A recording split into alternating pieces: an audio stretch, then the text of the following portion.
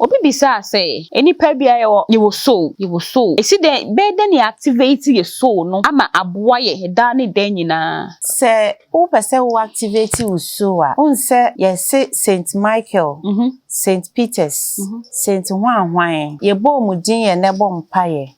They are dead and gone long time ago. And so mawu da before ye be wo ye nom. And so ena ye kwa asori a ye bow e bo mpaye bo mu din. Omuso no ene yeguso efre bo mpaye no. Nti oma ye saint. Wo ye tiaseni a e wo se wotimi activate won so se kwan ben so ena obetimi activate you so. Ne din kan eye holiness. Okay. Se obeye holy. Unye 100%. Yenye abofo. What ya say? Mene umi yenu nye abofo. Ya repair candle. Na ya anointing candle. Na ya so. Okay. Na ye di. I build it ye so. Ana se ye niya wo hwehwe no ewo okra ho no. Wo dia ye. Si die di kan pa ye se obete wo ho. Nti obi bebusa se ahote no. Ebi ne se me plans na se me pese me fami me nware. Me pese me activate me so. Ye wo nam bi no wo ho ntem mani pakra. Okay. Ye wo nuane bi wo ho ntem mani pakra. Ye wo su bi wo ho ntem ma wo kra. Enti ube abstain from sanema no. Uhu a na wo ho kwan a obefa so a besie live sa life no. Na me ne obinam. I remember say me bisa wo se okum se skada forma. Ene ekopi sika so. Eno be fa na me ka ne se mananye dey. Manem emfa. Eno bisa me se die enti na me che num se sei ni. Wo se da bi. Obefa. Na ne spiritual father ka che ne se okum se skada forma na wo fa. Nyankopon kwa anse ni pakoro dis kana beto won prayers ma no na nhira ko ni pakoro no so ye nhira ni ahonhoma kire me se ukoto se sika da ho a eyobi musuo e na 70% wa pra e de ato ho wati ase ti wo fa ne de na fire ne so aba so period.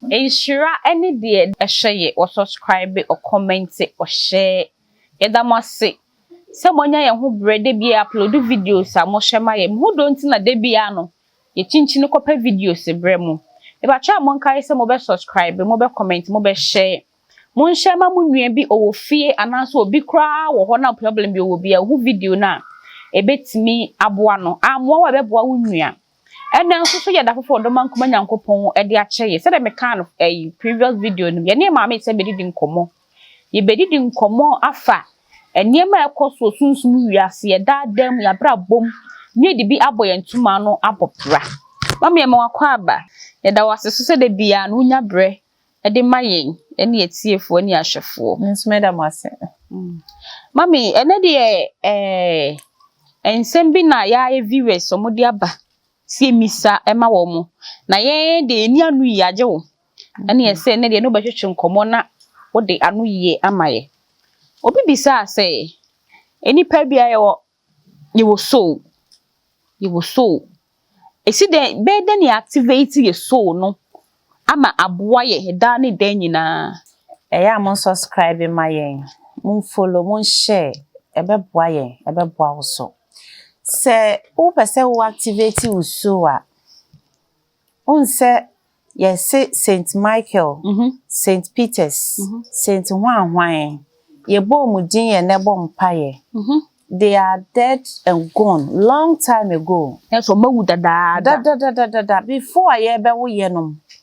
And so ena ye kwa asori a ye bow e bo mpaye bo mu din.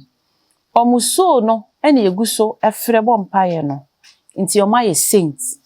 Wo ye tiaseni a e wo se wotimi activate won so se kwan ben so na obetimi activate you so ne din kan eye holiness. Okay. Se obeye holy unye 100% yenye abofo what ya say me na wumi yenu nya abofo ye ntimi nkase ye gina abofo gina mama we dey sorry o there was Saint Michael and there was Angel Michael and I said dey ohun se omo no ye Saint Michael eye onipa Rome for GD se obeye ohuti ni tina asase so. Okay. What ya say? Me fa ne se Saint Peter's omo ye nipa but omo be som ye. Omo be som nyame. Nti omo be ye kronkron. Na bofo Michael so ho. Oh, Angel Michael. Ono de wo ye unseen being. Okay. But Saint Michael we mo no mo de omo ye human beings to say ye. Okay. Nti die din kan no.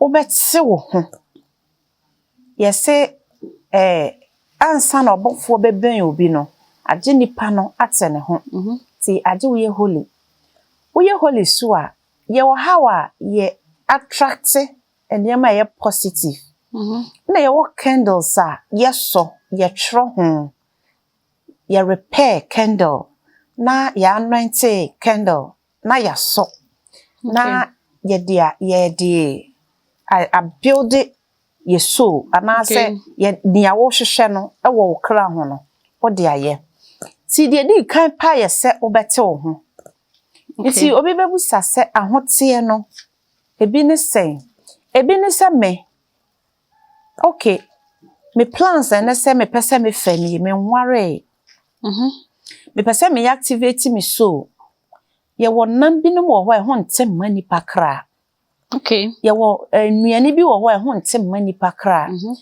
ye wo su bi wo ho e ho ntem ma wo kra enti ube abstain from saneama no uhu a na wo kwan a obefa so a besie live sa life no enti first and foremost wan kasa no o e wo se ohu se enam a twro kronkron aka se ho nte no na kire se ho nte ma wo kra okay ebi ye toteboa omototemu mpai emu omototemu empai na fish a omo skill no eni ho mama chemu kakra toteboa eden toteboa ye aboa te se akrante okay ne nan ni mu mpai nsi okay what you say e ho nte enso e de pa akrante ni fufu me ka kire enwa ho nte enso highly nutritious ti spiritual person bi ani ho a wo di sa niama we salmon eye de pa nso e ho nte ye ka hunhum asem yes enam a yenrere ho nsuo nam a yenrere ho hunhum fomo ye hunhum adwuma se wo pese ne a wo hwehwe won saka ye ni I see yendi enti utimi ye sa de we nyina mama bacho na pork kra de ye number 1 yes so spiritual person be hwe me na obeka kire me se oye built or a highly spiritual person odi pork a omeka kire me na me bow to no na me busa ne ne enti a still owo seeing gift and also timi communicating with the universe na me kan kire so oboa. Wow. Why Muslims hate it? They should explain to us. Yebeti ase. Because trono kra se hunte. But namwa scientists actually say we are na srade e harmless any pork. So we say ade wo hunhum fam any honam fam no. Difference ne yeketua bi. Enti how a wo be hu say usunsum be brase, udi we dia usunsum be brase no. Eye good ma o health. But enye good ma usunsum. Ti wo se wujai. E wo se wujai.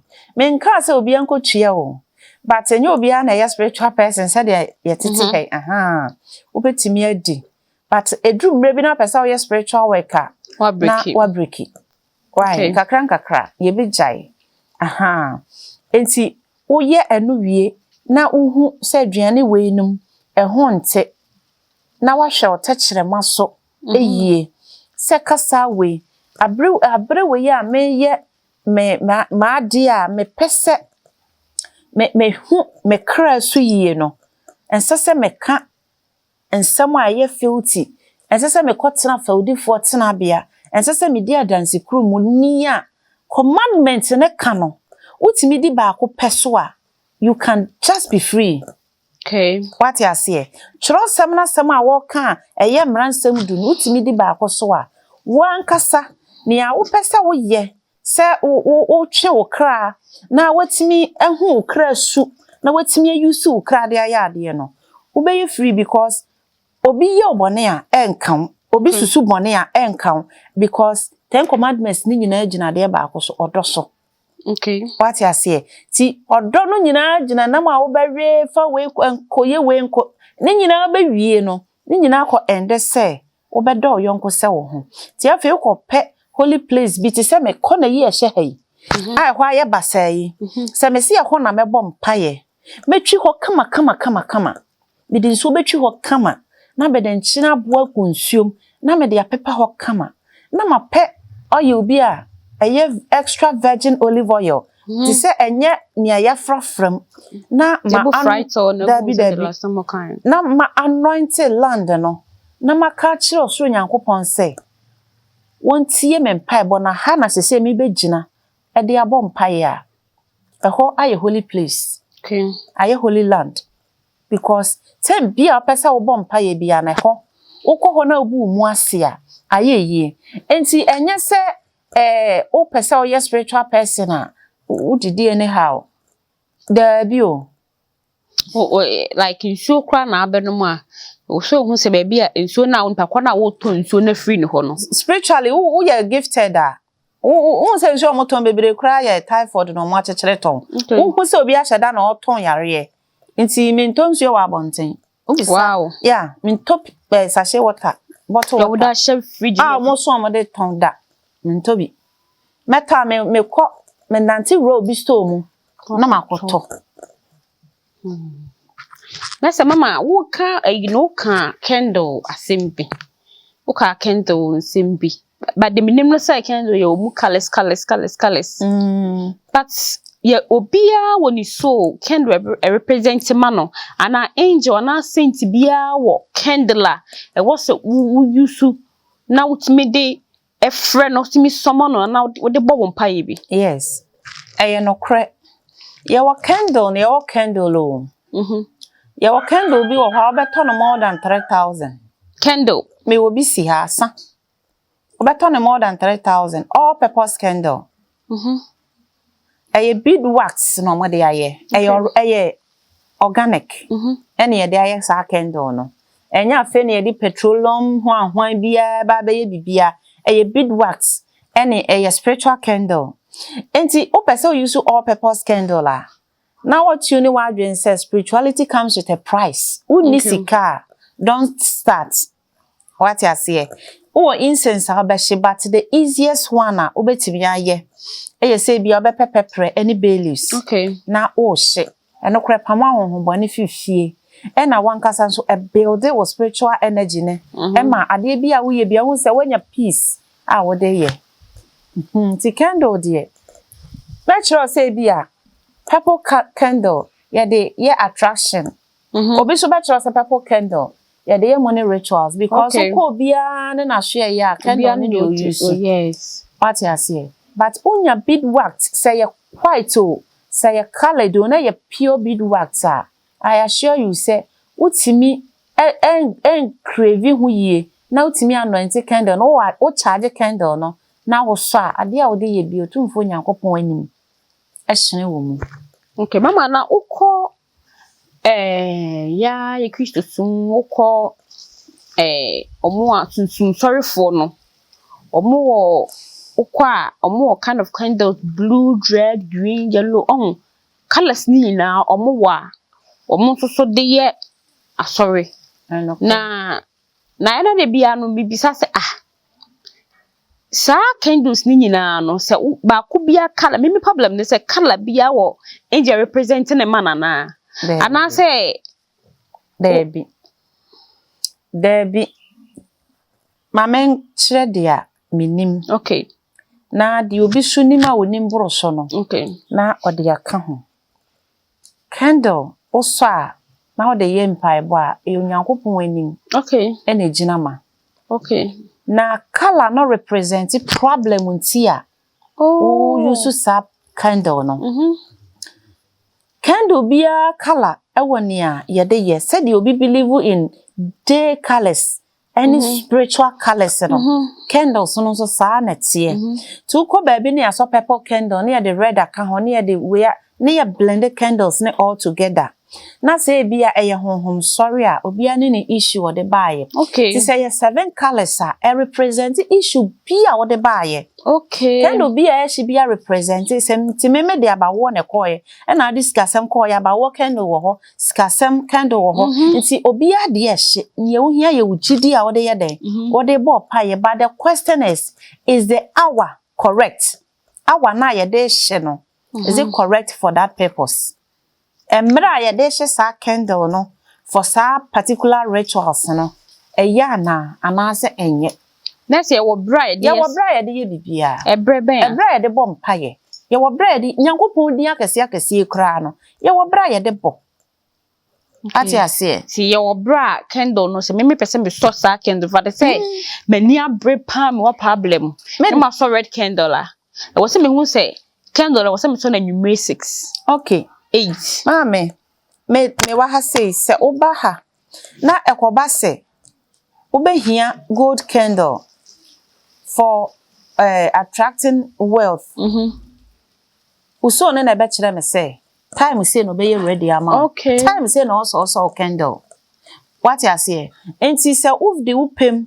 say yaka e wo ba bi say 12 o'clock so good candle na tena se na tena ho na say uso no ma permission na what o ho atwene no ntimi detective ma but ntimi hye no because at the end of the day no wada no wono na ekosere universe no on your behalf na ne ya wo bo ho mpaye no wode abro what you say tina ye so ni epie koso ye daye no ti se wokọ na obi bo odua ono na ye responsible so hwe se o se wu ana se o se unya nkwa it depend how wo ne no ye den etie obo mbu ne ohun ne ho se mekra manu me ho se mba wiase nso nya na ado ho ye den ebaye so we no ye kan hwe be ko deep into spirituality ye so candle ye but when you are prepared or crack actually say me pese eya koso candle eya osa koso candle la so koso enfa hone kala no what na sia prayer request ni wano but ubenya asema ye den abo ho mpaye okay nese nka candle no nke be ya enka ma uso no any text ma yes o fiti wa say entina ehu behia say nipa bia wo hwehwe o ma spirituality hia o because ya na metai kan say adefo ya yehu omu obia what time ode ye ni bibia o yeah because wako grandmaster bi wa mana kire ne say we about 12 for now wo be we ya mana about 3 am 12 no na se wada na abo 11:49 and 11:59 ni so no benwane no what you say nti wo be pie akwa ya ade nti se wo sorry ka say spirituality savage spirituality ti say ya eni na wo koda no feel say wa na wo daaye bibi ne ball ma wo daaye ade chen so bibi na ye den ebenwane wo utimi hu say wada ahemachen wo sorry akodwonso but wo dwonso nyina no utimi say enagusu ye den ewo mu nso utimi hu kwan san beda wo mpaso de a ene na ntira senka se hwi ni ho bibi wo ho nti ebeye se nipa ubehu uso esu na utimi ni na communicate ma we dey what dey waka minim se sa topic bia me be kan me treated da but na me ne obinam I remember say me bisa wo se so kun se skada forma ene ekopi sika so eno be fa na me ka ne se ma na nye den ma ne emfa eno bisa me se die ntina me chenum se sei what say there be na ne spiritual father ka che ne say kun se skada forma na wo fa nyankopon kwa an se lipa ko no dis kana beto won prayers ma no na nhira ko lipa ko no so ye nhira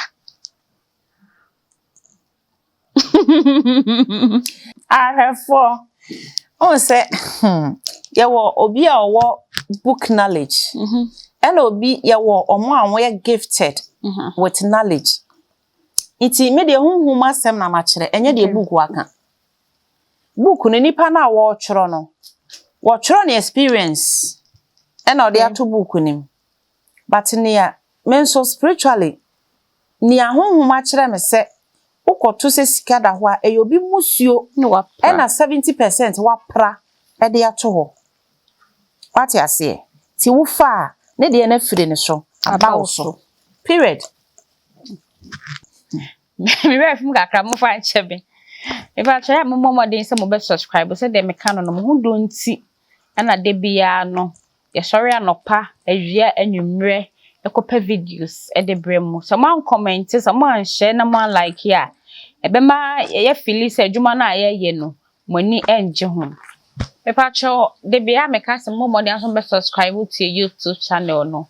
Mon comment mon share na wunua bi e wo fi a ne nsan so ntumi nka bi. So person woni ma me di nkomo a se na dai no number do screen no so no contact no. Na ene no e mo nkomo. Me pacho kai so be subscribe no comment na wa share na wa like nso biem. Mami me sanso e ba wo so. Deɛ ne ɛbɛyɛ a yɛbɛtumi connect yɛ ho ama the universe. Yɛbɛ connect yɛ so ama the universe. Deɛ ne ɛbɛyɛ yɛbɛtumi ne the nature akasa na sɛ bibi wɔ hɔ a anaasɛ mfaso bi wɔ hɔ a sɛ bi yɛbɛtumi ne mframa akasa awia abɔ yɛbɛtumi adi na ɔpɛ yɛ ani ahwɛ wiem ɛne awiem akasa yɛbɛkasa ma bibesi ana ɛbɛyɛ adwuma. Okay. Say how to communicate with the universe. Yes, sir. Okay. Na me ka so bi ka say nature. Na obi busa say nature ye den. Wan ko bo Nyankopon di na ko ka nature pe. Ofo say we ka bronsam asem. But nature itself, any universe no, the creator himself. Okay. Enti o pese woni universe ne kasa, the same as wo bo mpaye. O communication. Say o cast a spell. Said o cast spell ye say o pesa ade we bam na say o pesa o reverses ade what you say. 81 there were 4 elements. Okay. Earth, fire, water and wind.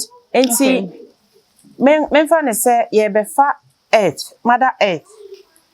O say nipa bia didi nipa bia nom what you say. Enti o pesa oni asase kasa o di nidie e de be ma asase. We de ka fro. Nipa bia wo element a wo free man. Me ba chan. Okay. Ebi die ya asase, ebi die ye nsu, ebi die ye gya, ebi die ye mframa. Okay. Ene na ma wo ye complete. Ene na ma wiase. Abode nyina ye complete. Okay. 4 elements we. Enti obi ka say element kura ne den. Eye energy. Me sa. Aha. Ene na ma wo wie mu die. Enti nipa bia so kura 4 in 1. Okay. But no uti eye 1. Eja wo mu, mframa wo mu, nsuo wo mu, what you say asase wo mu. Na mmom wan kasa di a odomanko Nyankopon de ka won krabia ho eye ba ko se yeja eye nsuo eye asase eye mframa. Nti wo pese wo ne universe ni communicate anase wo pese wo ne universe no odomanko mabode enya enkitahudi a eya hobrase enya homaso. Okay. Na we komo omo a omo believe in spirituality se ahunhum ana odomanko Nyankopon wabode a wabo no tumi wo mu na onkotena se mo bi nka nkere ne se emframa a ebo ikura wo de ya ade ya bronsam. Okay. Yes. Enti yemfa bibi ti se emframa me prefer se me kire tu ene. Okay. Na ya to aso da foforo. Yemfa bibi ti se emframa. Kuro bie ni ho ana oman bie ni ho amframa nya den Enim embo ho. Enti wo pesa wo ne mframa communicate a bia na wo nua bi wa kwantuom ne ho akere no nia fa ne mu wo ho no ana niema eto no wo ho no wonya nka oba fie nka mo pe ye wo bi a se wo kura genuine heart okura komapa na dwi mu ye fine no woni nipa ho ya wudie na woni wantwi bia woni mu a obetimi a communicate one mframa be di nkomo ejire mas point of contact amma ni nua na ye ka na interceding enti wo kwa asori ya si be gire mu ma maame eye mframa na de ko enti first of all wo nipa no you will take a very deep breath in. Okay. Ohome nkwa home na wasan exhale wasan ahome bi ma gu abonten na wama wadwen aye ready say emframa wobofo ekuram ne ya wo beka no ye present obete. Okay. Enti utimi ma onsa so ma ne yeye utimi bu mu ase ma ne yeye utimi bu nkotodwe ma ne yeye opekra unya dua bia obetimi apatwe dua na ma na yeye. The most of time opese woni emframa tumi kasa eya ma yenye dua ma ne nye dua ase. Okay. Dua because omo na etimi ma mframa kasa ejejema yasote unse mframa ebo adua ye chekecheke nyina no yete ye hu ne sa haban ena eye okay nti se upese woni mframa kasa ukopedua bi a eho ye din eho nye fi ye ka fi asa ye dwonso ho eja ya nan ewo ho enya bola so ti wo so obi ho ye garden ye wo gardens bebre no akotena ho din ebia osemme abawa me gina ama me nua simasi onyame a wo bo osoro wo bo asase na wo bo asafo element nyina kan nipa ho me stress bebia me nua ne wo semframa wo ho a oha wiwe manframa nkobo mfiri ne so Okay. amane we ya atuni my ho mframa mo mfiri ne so eye sane awusi kano no na eye ho Esa udi gidie ta akire. Gidie ni mu ahwe ni we ye. Okay. Empa ye bia ni pebo bia ye di gidie because oduma kwa Nyankopon ye nim no. Ebi se oye ohene, ebi se oti sei. Ebi ya sketch na ma ye hu so no kra na bodwetwi fom. Okay. Obia ne perception about the creator himself. But ye nyina ye nya hu ne personality. Ye nim se oye honhom. Enti ye fa ne se ye hu no ba de agini nwuma di. Esan se ye boni di ansankyran ye den esidi a. Ene na mpa ye na wo bo e de asoma mframa no. Gidi se be ye ho because oyo nyame e kana bode ye ho. Enti se wo ye wo mpa e bo wi a. Eye ama wo remfi se. Nipa bia ne asase wa pam. Enti wo do nan besisi fom. Na wada asase asese o ma ho kwan. Na utumi gina wo nan so. Asoma mframa ma na ye den ekoye. Okay. Enti ye yi ani firi ho a ensio elements menka na water energies obe pensu ba tan a ensu a ehote ya ka sensu ba tan bi ehote a ensu a onipa bi dibuo ema no ye wonsu bi wo ho daboro no bi mu wo boni dia na obi wo ho na osuro na ye ma hye no. Okay. Because sensu we ye mfa nsamfo nya den enko ono no yeso wonye Unti kwa nkoyimu na mum. yes wonye but ono no ye frɛ ne suba tan because o ma kwan na betoto bo la gum na wankumu a omo wa na afo na enum no omo nya bi num. Oh yeah. Wo be hwie wo toilet na wo dwonso gum a omo wa na afo na omo konom no wo mo anom yare nti wo a wo yesa no wonya oba na wafa no wonya wa mu ne ebo odua na yedindin bo odua na wakum enti sansu ni bi wonya bia wokwa obi a wonni energy a ni nsuo tumi kasa ya kire da wokwa utimi de ewo koma na yeye. Okay. Utimi de nantwie no funsuo koma na yeye. Utimi de nsafufu koma na yeye. Utimi de gin ensa ye pamaches tumu awom ebe so ja So okay. E de ko e ma na yeye. Wokwa wobetimi a fa wonsa bo nsuo ni bi se wo nnom a osena na menchiri fa hohoro wanim anase fa ka wanim sei na wonim ni din a na wabo ni din because nsuo no wanyi nchi a wona nanka nso a wonkosom no wokosoma no enti wo be ka ne enti a wo ba ho na kire no ye spiritual people ne de nsuo no ye koho ne ye koye ade ye wo kwan a ye pour libation egum wo a wonni ani na wonni mo ho akwan no onko gire nsuo no so enhwie nsangum na emom hwie gu nsuo no boundary na no na waka wasem ebi a esu abena minu ebi akoka akwantuom ye de asam ato ne so woni dansini bebi a wakoduru no nso no hwini ho oka ye betie nti mesre emre sei ene ye de ne kɔ kamera ni bedru no na asem na ye foolish case mate wudin ni omo pe no mate wudin ti na maba nya ne wontimi nya bi danie oye nyame na bode no entime soma wo mensam nsenie mensam nsuonie mensam nantwie no funsuonie mensam awuo nie nsafufu awo ebia nie na mesre se wo pie fi wodam ene wasomdue bia na wo kwakwontokwo wo yama menti jiwe na wo kwan so wo de apawanum na wo de agu nsuo na no ebi ka wo mfa nko fie wo gya de sisi ho wo de twetwere wo de totototo fom wo bia na wo bo nsuo ni bi sade ya wo ye na wo de nsa boma na wo bobi na de aka wo mama na wo kɔ enti saa na ye ne nsuo ene emfama e communicating da foforo ye beka about eja ene den eja ne asase yeah ene asase de kra de ya kire okọ one day television a e wo ho eti ye be kire sane ya obetimi ne eja de esaya de enso ye woni pa bi a eja tumi ena ti ni mu ono oka no na so de acha okra na emfiri na komam kakra de ebefo wani so o de acha okra na emfiri na komam kakra de ebefo wani so e pa cho ya mo modern so me subscribe to YouTube channel no mo be comment na ma share na ma like so mo pese mo ne me maami susu di nkomo a number go screen no so mo contact na mo ni nkomo